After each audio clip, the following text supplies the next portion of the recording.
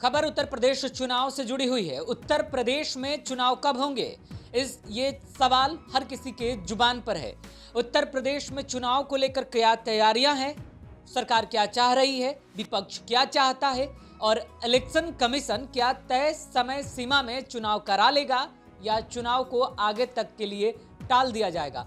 अगर चुनाव करवाया जाएगा तो उसके लिए क्या समय निर्धारित किया गया है, तिथि का कब अनाउंसमेंट होगा। ये तमाम सवालों के साथ हम आप सभी के सामने हाजिर हैं। जी हाँ, मेरा नाम अभिषेक तिवारी है, आप देख रहे हैं मूव मीडिया। दरअसल उत्तर प्रदेश सहित कई अन्य राज्यों में विधानसभा का चुनाव होना है। चुनाव की गतिविधियां सबसे ज्यादा इन दिनों उत्तर प्रदेश में ही देखने को मिल रही हैं। सभी राजनीतिक दलों के द्वारा अपनी अपनी पार्टी को संगठनात्मक मजबूती देने के लिए कोई ना कोई कार्यक्रम आए दिन चलाए जा रहे हैं, चाहे वो सत्ता पक्ष हो या विपक्ष हो। तमाम पार्टियों के द्वारा चलाए जाने वाले कार्यक्रम के मद्देनजर सबसे अहम मुद्दा कोरोना वायरस का नया वेरिएंट ओमिक्रॉन बन गया। तुरंत ओमिक्रॉन के बढ़ते मामले को देखते हुए राज्य में जिस प्रकार से ऐलान किया गया, सरकार ने यह ऐलान कर दिया है कि ओमिक्रॉन के बढ़ते खतरे को देखते हुए कोरोना वायरस के संक्रमण की चपेट में आने वाला राज्य अब उत्तर प्रदेश भी है। इसका ऐलान बाकायदा सरकार की तरफ से सरकारी अधिकारियों के द्वारा, स्वास्थ्य सचिव के द्वारा कर दिया गया है। बावजूद इसके इलेक्शन कमीशन के द्वारा कल एक बड़ी बैठक की गई। बैठक उत्तर प्रदेश के तमाम राजनीतिक दलों के द्वारा की गई। दरअसल इलेक्शन कमीशन तमाम राजनीतिक दलों के बड़े अधिकारियों और नेताओं के साथ बैठक की। जितने भी उत्तर प्रदेश में राजनीतिक दल हैं, सभी के साथ कल देर शाम 4 बजे इलेक्शन कमीशन और तमाम राजनीतिक दलों के नेताओं के साथ एक बड़ी बैठक हुई और उस बैठक में जो कुछ निकलकर सामने आया, देखिए आपने स्क्रीन पर। आखिरकार किस दल के द्वारा कौन सी बातें रखी गई और इलेक्शन कमीशन क्या तय सीमा में चुनाव कराएगा या चुनाव टालेगा, आगे आपको बताएंगे। पहले देखिए आप अपने स्क्रीन पर, ये वो तस्वीरें हैं जो हम आप तक पहुंचाने की कोशिश कर रहे हैं। दरअसल किस दल ने क्या कुछ कहा, किस पार्टी ने कौन से मुद्दे इलेक्शन कमीशन के सामने रखे।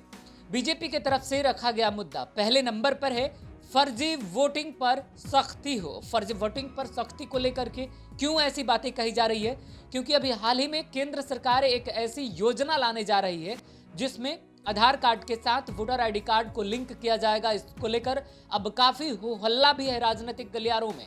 बावजूद उसके एक बार फिर से इलेक्शन कमीशन को यह बताने की कोशिश की गई है बीजेपी की तरफ से।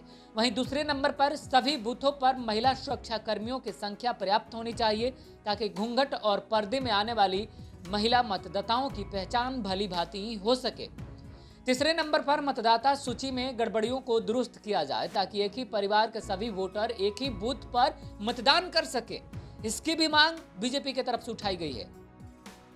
इसके बाद आगे की अगर बात करें तो कांग्रेस की बात आती है। कांग्रेस ने भी 3 अहम मुद्दे रखे हैं। देखिए, पहला मुद्दा है चुनाव के दौरान यूपी पुलिस और पीएससी को मतदान केंद्र से दूर रखा जाए। केंद्रीय सुरक्षा और बलों और अर्धसैनिक बलों की तैनाती और कड़ी निगरानी में मतदान कराया जाए। तीसरे नंबर पर है कि अपर मुख्य सचिव अवनीश अवस्थी को हटाने की भी मांग कांग्रेस ने की है।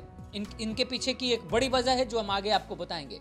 समाजवादी पार्टी की तरफ से कौन सी मांग रखी गई है?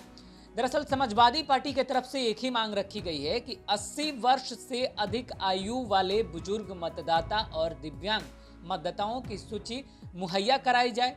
ये सूची अगर पार्टी को मिलती है तो उन्हें मतदाताओं से संपर्क करने में आसानी हो जाएगी। इसके बाद बहुजन समाज पार्टी की तरफ से भी एक मांग रखी गई है जो चुनाव आयोग के साथ मीटिंग के दौरान कहा गया कि जिस तरह हाल के वर्षों में चुनाव को धार्मिक रंग देकर पोलराइजेशन की राजनीति की जा रही है, उस पर चुनाव आयोग सख्ती दिखाए, रोक लगानी चाहिए चुनाव आयोग को।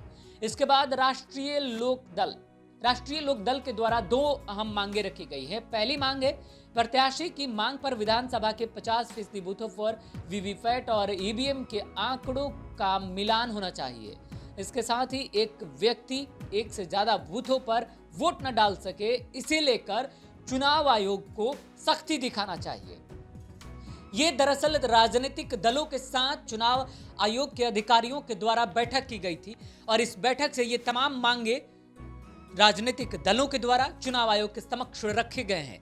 देखना है चुनाव आयोग इनमें से किन किन दलों के द्वारा उठाई गई मांगों को पूरा कर पाती है। फिलहाल चुनाव आयोग जिस प्रकार से अब हरकत में आई है उसको लेकर के माना जा रहा है कि कल यानी आने वाले दिनों में 30 दिसंबर को इलेक्शन कमीशन के द्वारा एक प्रेस कॉन्फ्रेंस किया जाएगा और उसी प्रेस कॉन्फ्रेंस के जरिए यह बताया जाएगा कि उत्तर प्रदेश में चुनाव कब होंगे। हालांकि आपको बता दें कि राजनीतिक दलों के साथ इस बैठक में कोई भी राजनीतिक दलों के द्वारा ओमिक्रॉन या कोरोना वायरस के मद्देनजर चुनाव टालने की बात नहीं कही गई।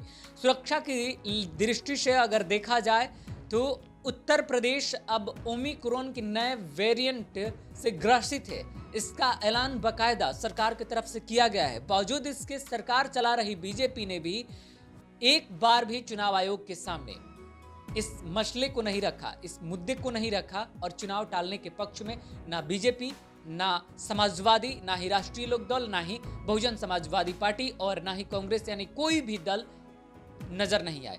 देखना है तय समय सीमा के अनुसार उत्तर प्रदेश में चुनाव कराया जा सकता है या फिर चुनाव टाला जाएगा। अब ये सारा दारोमदार इलेक्शन कमीशन के ऊपर है। तमाम जिलों के डीएम और एसपी से जायजा आयोग जो है वो जायजा लेगा और आयोग ये निर्धारित करेगा कि जिलों की क्या स्थिति है और हमें चुनाव कराना चाहिए या नहीं चाहिए। चुनाव कराना उत्तर प्रदेश जैसे राज्यों में चुनाव आयोग के लिए भी एक बड़ी चुनौती है। देखना है आगे के दिनों में क्या कुछ होता है। फिलहाल अभी के लिए इतना ही रहने दीजिए, आगे हम आपको बताएंगे दूसरी वीडियोज में कि उत्तर प्रदेश में अगर तय सीमा में चुनाव होंगे तो कब तक चुनाव करा लिए जाएंगे। फिलहाल अभी के लिए इतना ही रहने दीजिए। नमस्कार। Subscribe now and press the bell icon. Never miss an update.